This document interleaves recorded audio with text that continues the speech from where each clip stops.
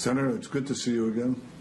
You've been a stellar patriot, talking about what is good for America, what is good for our alliance, of which you've been a champion, and you've been telling it like it is, with no fear, and just an indefatigable and courageous commitment to the truth. And I want to thank you on behalf of the people of Israel.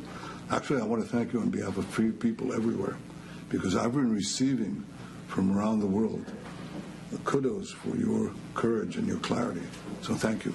Thank you. Well, Mr. Prime Minister, it was a supreme honor of my time here in the Senate to proud and stand with and for the vision and what Israel is, the miracle that Israel is.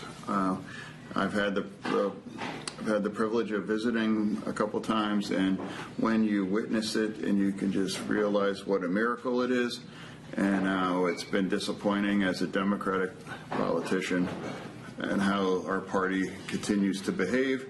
And we had the culmination of that where that worthless mayor in New York, saying these kinds of ridiculous claims. Now, I think, as far as I know, I was the only Democrat that was proud to push that trash back.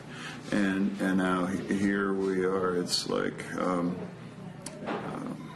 but I'm proud to stand with Israel through everything. Well, we're doubly proud to have you as our friend, and I think history will record your contribution to truth and justice. And these are not just words that are coming out from my mouth; they're coming out from my heart and from deeply felt convictions. And we're very proud of your stance. It's one that will be recorded by history, for posterity. So thank you.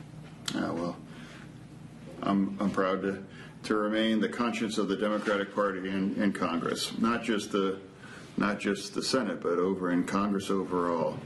I've always supporting things like last year, Midnight Hammer, or what you were confronting in Gaza, and how necessary it was to destroy Hamas and Hezbollah, and also go after the Iranian with their capabilities.